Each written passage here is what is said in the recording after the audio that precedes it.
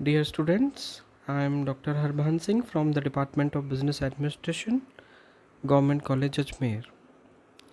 Last 4 जो lectures हैं वो हमने सेगमेंटेशन के डिफरेंट क्राइटेरिया, सेगमेंटेशन का कॉन्सेप्ट इनके ऊपर डिवोट किया है। अब बात ये आती है कि जो भी प्रोड्यूसर्स हैं या जो भी मार्केटिंग ऑर्गेनाइजेशन है वो सेगमेंटेशन करके ही फ्री नहीं हो जाती है।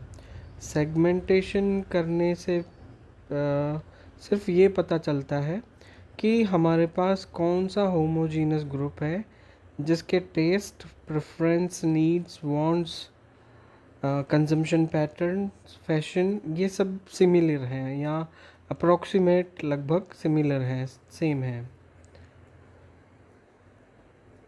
सेगमेंटेशन के बाद टारगेटिंग और फिर टारगेटिंग के बाद पोजीशनिंग और टारगेटिंग के बीच में प्रोडक्ट लॉन्च और फिर सेल्स प्रमोशन। तो ये एक्टिविटी थोड़ी ज़्यादा है, नंबर ऑफ़ एक्टिविटीज़ जो हैं वो थोड़ी उनका जो प्रोसेस है वो काफ़ी लंबा प्रोसेस है। लेकिन ड्यूरिंग द प्रोसेस हम यानी कि जो मार्केटिंग मैनेजर हैं या जो ऑर्गेनाइजेशन है उनका जो मैनेजमेंट है वो एक्सटर्नल फोर्सेस से काफ़ी इन्फ्लुएंस्ड रहता है। और जब तक एक्सटर्नल फोर्सेस को अच्छी तरह से ऑब्ज़र्व नहीं किया जाएगा हम अपनी मार्केटिंग स्ट्रेटेजी सही तरीके से प्लान नहीं कर पाएंगे, और सही तरीके से प्लान नहीं होगी तो एग्जीक्यूट बिल्कुल नहीं हो पाएगी।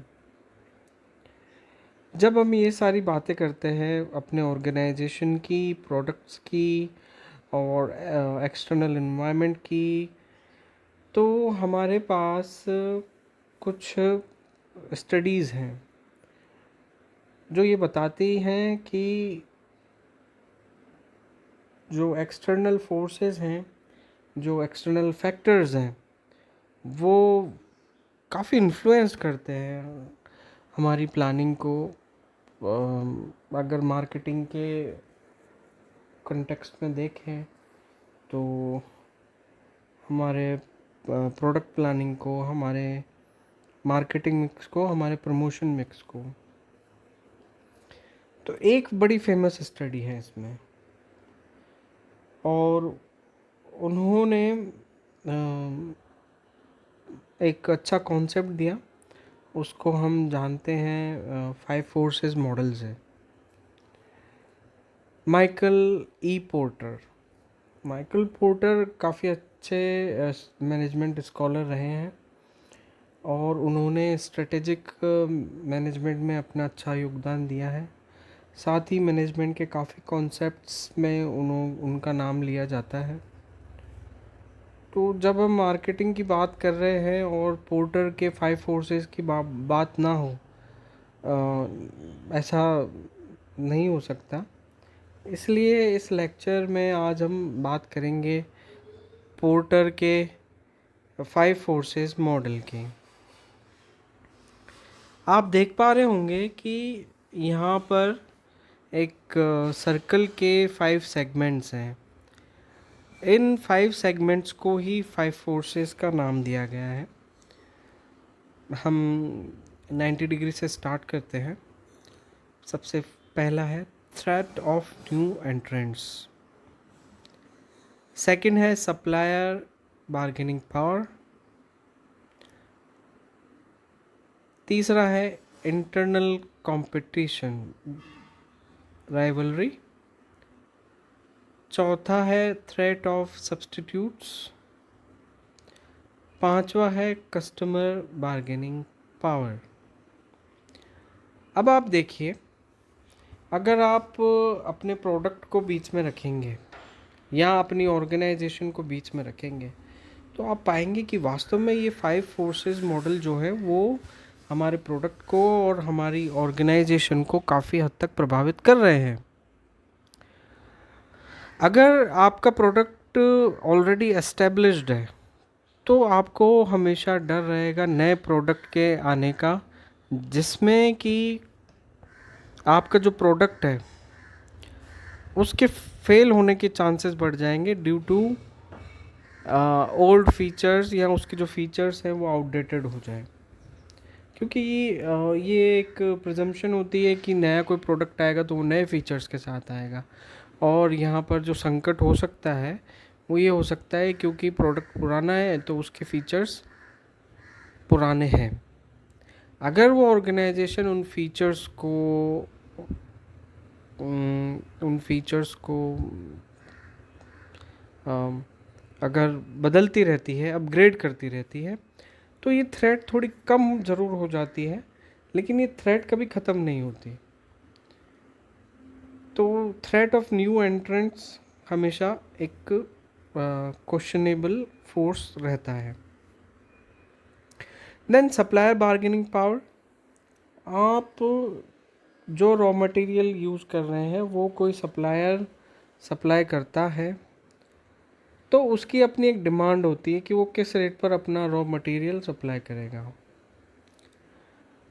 और अगर आप कोई प्रोडक्ट बनाते हैं, कोई प्रोडक्ट बना के कहीं और आप सप्लाई करते हैं, तो जिसको आप सप्लाई करते हैं वो फिर आपके प्रोडक्ट को रॉ मटेरियल मान के अपने दूसरे प्रोडक्ट में काम में लेता है, तो वो जो ऑर्गेनाइजेशन है वो उसको एक थ्रेट रहेगा कि कहीं आप सप्लाई रोक ना दें, या आप जो सप्लाई की जो रेट्स है उनमें फ्लक्चुएशन ज़्यादा ना कर दें। नेक्स्ट अगर हम बात करें तो वो है कंपटीशन की। देखिए, इंडस्ट्री में अलग अलग जो फर्म्स हैं उन फर्म्स के बीच में कंपटीशन बना रहता है। मैं एग्जांपल दूं आपको तो कैडिला है, सन फार्मा है, सिप्ला है, आप इन सभी नामों से आप परिचित होंगे। पेंडेमिक में फार्मास्यूटिकल जो इंडस्ट्री है वो काफ़ी ग्रो कर रही है, तो इनके बीच की जो राइवलरी है वो हमेशा वो बनी रहती है, कंपटीशन बना रहेगा। एक ही सॉल्ट की मेडिसिन बनाते हैं अगर ये, तो उसमें फिर वो प्राइस कट का हमेशा चलता रहेगा, किसकी दवाई इफ़ेक्टिव है और किसका प्राइस कम है। Then threat of substitutes. अगर आपका प्रोडक्ट किसी रूप में पेटेंटेड नहीं है या पेटेंट को 20 साल से अधिक समय हो चुका है, तो कोई भी कंपनी वो प्रोडक्ट बना सकती है। अगर वो प्रोडक्ट अगर बैन नहीं है या फिर लाइसेंस ही नहीं है, तो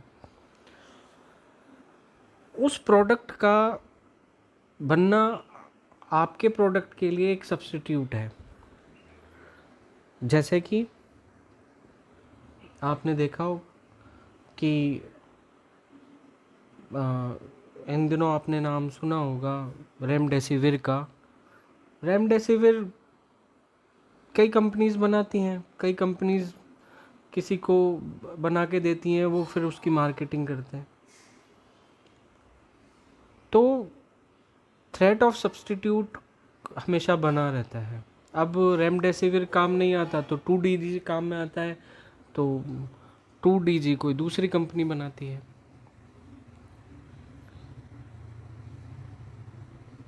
इसी तरह से फिर आता है कस्टमर बार्गेनिंग पावर।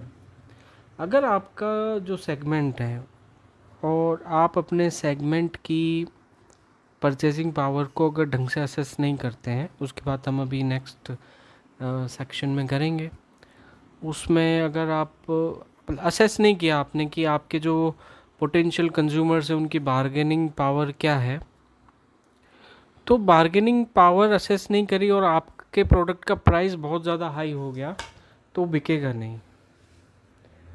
अगर बिकेगा तो उसकी मात्रा कम होगी और कंज्यूमर्स बार्गेन करेंगे। अगर कंज्यूमर ज़्यादा बार्गेन करते हैं, इसका मतलब ये है कि वो आपका प्रोडक्ट लेना तो चाहते हैं लेकिन उस प्राइस को पे नहीं करना चाहते, बिकॉज वो हाईली प्राइस्ड है। तो ऐसे में डिफरेंशियल प्राइसिंग करना घातक हो सकता है।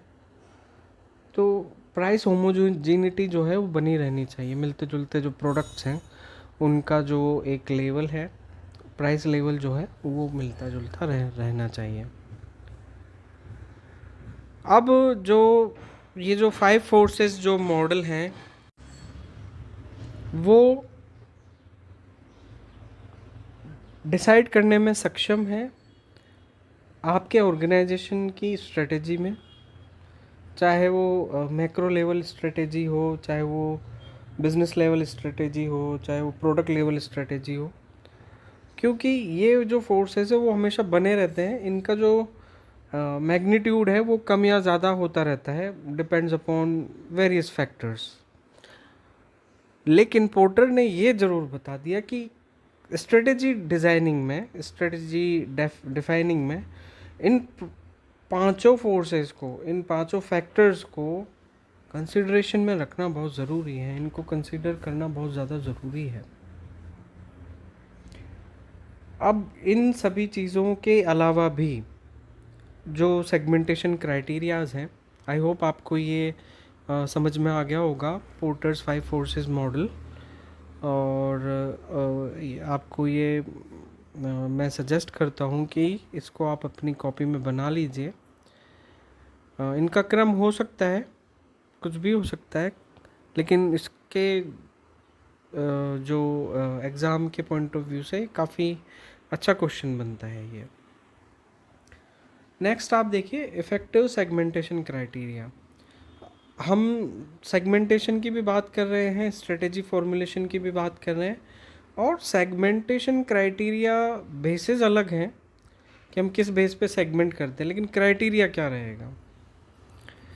देखिए आपका जो सेगमेंट है, क्योंकि आप एक प्रोडक्ट लॉन्च करेंगे तो जो सेगमेंट है ना वो मेजरेबल होना चाहिए। ऐसा नहीं है कि ठीक है आपने प्रोडक्ट बना लिया और उसको आप लॉन्च कर रहे हैं, तो पूरे भारतवर्ष में आप उसको लॉन्च कर रहे हैं, कर सकते हैं, लेकिन वो मेजरेबल होना चाहिए। कौन सा एज ग्रुप के लिए है, जो टारगेट ऑडियंस है, जो टारगेट कंज्यूमर्स जो हैं वो कौन लोग हैं, वो वेल डिफाइन होना चाहिए, मेजरेबल होना चाहिए। अब सब्सटेंशियलिटी की जब हम बात करते हैं तो जो होमोजेनिटी है, test preference, needs, wants, fashion की, तो वो एज लार्ज एज पॉसिबल होना चाहिए ताकि ग्रुप हो जाए, सारे होमोजीनस जो ग्रुप है वो एक साथ आ जाए, स्कैटर्ड ना हो, इधर उधर पड़े नहीं हो। नहीं तो लॉजिस्टिक्स में प्रॉब्लम आएगी और काफ़ी ज़्यादा कॉस्ट बहुत बढ़ जाएगी। केवल ट्रांसपोर्टेशन और लॉजिस्टिक की बात नहीं करेंगे हम, बाकी की तरह की कॉस्ट भी बढ़ जाएगी, क्योंकि अलग अलग ग्रुप्स हैं, उनके थोड़े थोड़े प्रेफरेंसेस और टेस्ट भी चेंज है, तो वो प्रोडक्ट फिर ऑल्टर करना पड़ेगा हर एक ग्रुप के लिए, तो वो फिजिबल भी नहीं होता है, कॉस्ट बहुत बढ़ जाती है। और एक प्रीमियम सेगमेंट हो तो बात अलग है, लेकिन ये एडवाइजेबल नहीं होता है कि सेगमेंटेशन में आप छोटे छोटे ग्रुप्स बनाएं। ग्रुप्स जो बनाएं होमोजीनियस ग्रुप्स बनाएं और एज लार्ज एज पॉसिबल बनाएं, क्योंकि उनकी ग्रुपिंग ढंग से हो जाए। एक्सेसिबल होना चाहिए, आपकी पहुंच होनी चाहिए, आउटरीच होनी चाहिए, ताकि जब आप प्रोडक्ट को मार्केट में लेके जाएं तो अच्छे तरीके से इंट्रोड्यूस करा पाएँ। देन जो भी दो सक्सेसिव सेगमेंट्स हैं, जो भी विभाग हैं दो, क्योंकि हमने विभक्तिकरण किया है, तो वो डिफरेंशिएबल होने चाहिए, उनमें डिफरेंस होना चाहिए। ऐसा नहीं है कि ये दो सेगमेंट है और दोनों सिमिलर हैं, देन वो दो सेगमेंट नहीं कहलाएंगे, क्योंकि उनके गुण सेम हैं। तो दो गुण वाले जो सेगमेंट्स हैं उनको दो गिना ही नहीं जाएगा। तो अगर आपने दो सेगमेंट बनाए हैं, 3 बनाए हैं, 4 बनाए हैं, जितने भी सेगमेंट बनाए हैं वो आपस में डिफरेंशिएबल होने चाहिए। देन एक्शनेबल होने चाहिए वो जो सेगमेंट है, उनमें पोटेंशियलिटी होनी चाहिए, उसमें आप प्रोडक्ट को लॉन्च करने के साथ साथ प्रोडक्ट को मेंटेन कर सकें, प्राइस लेवल आप देख सकें, आप जो कंज्यूमर्स हैं उनका परचेजिंग पावर आप देख सकते हैं, उनके जो बदलता हुआ जो भी जो भी वेरिएबल बदल रहा है, मींस कि उनके टेस्ट प्रेफरेंसेस में क्या चेंजेस आ रहे हैं, नीड्स वांट्स में क्या चेंज आ रहे हैं, तो वो एक्शनेबल होना चाहिए कि कहाँ पर हम अपने प्रोडक्ट को रोक सकते हैं, उसकी सप्लाई इंक्रीज़ कर सकते हैं, डिक्रीज़ कर सकते हैं। तो इस तरह से जो सेगमेंटेशन होगा वो इफ़ेक्टिव होगा। इस हिसाब से हम सेगमेंटेशन की जो स्ट्रेटेजी है वो अच्छी तरह फॉर्मुलेट कर सकते हैं, सो दैट टारगेटिंग में और पोजिशनिंग में हमें ज़्यादा इश्यूज़ नहीं होंगे। आई होप आपको ये जो दो कॉन्सेप्ट्स हैं, पोर्टर्स 5 फोर्सेस मॉडल और इफ़ेक्टिव सेगमेंटेशन क्राइटेरिया, दोनों समझ में आए होंगे। नेक्स्ट लेक्चर में हम स्टार्ट करेंगे मार्केट टारगेटिंग। टारगेटिंग क्या है इसके बारे में हम चर्चा करेंगे। Thank you.